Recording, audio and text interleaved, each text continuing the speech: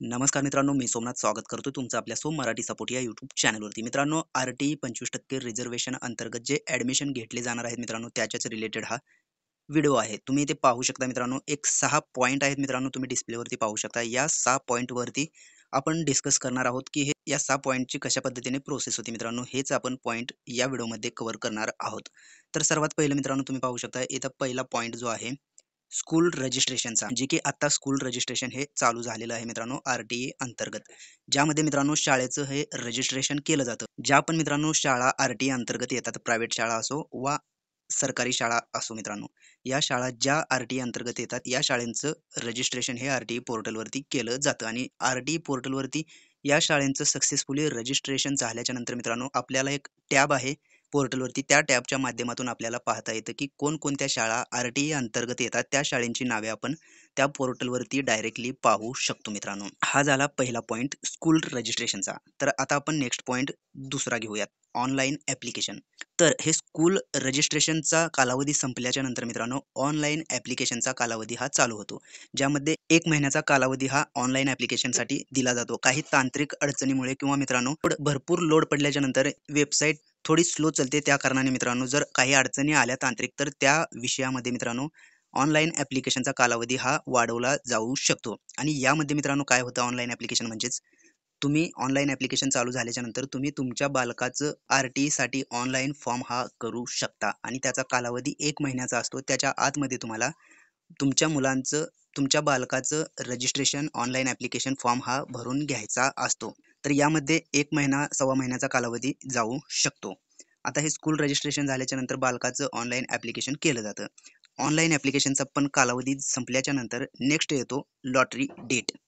तर online application झाल्याच्या नंतर मित्रांनो, एक लॉटरी तारीख ठरवली जाते. या तारखेला मित्रांनो लॉटरी काढली जाते आणि त्या लॉटरीमध्ये तुम्ही इथे पाहू शकताय रेग्युलर सिलेक्शन आणि वेटिंग लिस्ट या 2 याद्या काढल्या जातात लॉटरी डेटमध्ये. तर हे जे रेग्युलर सिलेक्शन जे आहे तुम्ही पाहू शकताय, यामध्ये मित्रांनो सर्वांना मेसेज पाठवले जातात, की तुमच्या बालकाचं सिलेक्शन हे झालेलं आहे.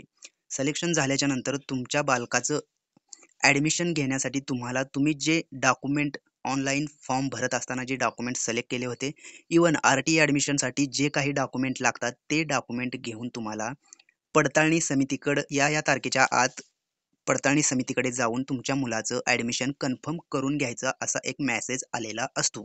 आणि त्या तारखेच्या आत बालकांच्या पालकांना जाऊन त्यांच्या बालकाचं ॲडमिशन हे कन्फर्म करून घ्यायचं असतं. इव्हन मित्रांनो, त्या कालावधीमध्ये जर पालक काही कारणास्तव नाही गेले, तर त्यांना 2-3 दिवस हे वाढवून दिले जाऊ शकतात मित्रांनो. 2-3 वेळेस चान्स ह्या दिला जाऊ शकतो डॉक्युमेंट जमा करण्यासाठी.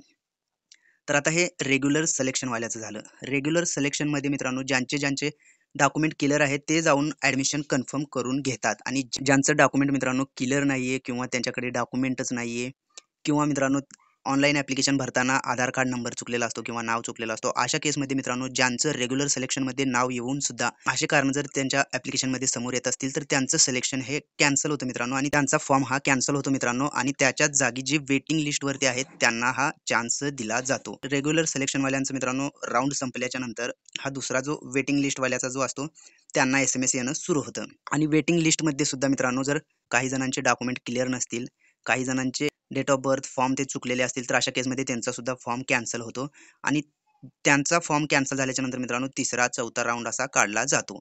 असे 4 ते 5 राउंड होतात मित्रांनो. जोपर्यंत मित्रांनो हा कोटा पूर्ण होत नाही, तोपर्यंत आर-टी-ई राउंड काढले जातात. तर आता हे लॉटरीमध्ये रेग्युलर सिलेक्शन आणि वेटिंग लिस्टचं झालेलं आहे. आता तुम्ही इथे पाहू शकताय, हा जो आहे ॲडमिशन, तर हा सर्वात महत्त्वाचा पॉईंट मित्रांनो. आता फर्स्टपासून बघा, सर्वात पहिलं शाळेचं रजिस्ट्रेशन होतं, त्यानंतर बालकाचं ऑनलाईन ॲप्लिकेशन करायचं असतं, त्यानंतर लॉटरी डेट ठरवली जाते आणि त्या तारखेला रेग्युलर सिलेक्शनच्या आणि वेटिंग लिस्टच्या 2 याद्या काढल्या जातात आणि त्यांचं मित्रांनो हे दोन्ही याद्यातील बालकांना सांगितलं जातं, की तुम्ही तुमच्या बालकाचे जे काही आर-टी-ई ॲडमिशनसाठी लागणारे डॉक्युमेंट आहेत, ते डॉक्युमेंट घेऊन तुम्ही तुमच्या पडताळणी समितीकडे जायचं आहे आणि पडताळणी समितीकडे जाऊन तुमच्या बालकाचं ॲडमिशन हे कन्फर्म करून घ्यायचं आहे. ॲडमिशन कन्फर्म झाल्याची पावती तुम्ही त्यांच्याकडून घ्यायची आहे. सर्वात शेवटचा पॉइंट आहे मित्रांनो ॲडमिशनचा. तुम्ही तुमच्या बालकाचं ॲडमिशन कन्फर्म झाल्याची पावती घेतल्याच्यानंतर तुमच्या बालकाचं हे ॲडमिशन त्या शाळेमध्ये होतं मित्रांनो. तर सर्वात महत्त्वाचं मित्रांनो, तुम्ही आता विचारात पडाल, की पडताळणी समिती कुठे असते?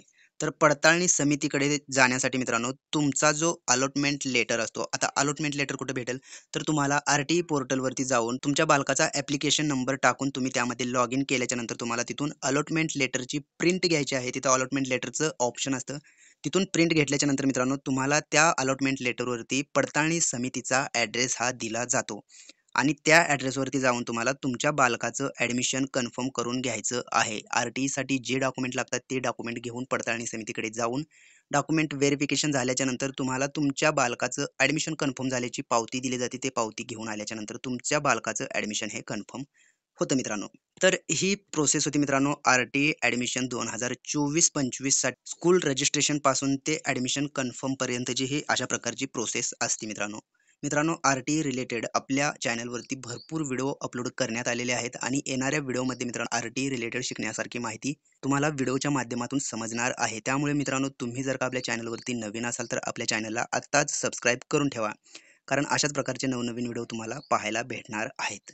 चला तर मग मित्रांनो भेटूयात पुढील व्हिडिओमध्ये. धन्यवाद मित्रांनो.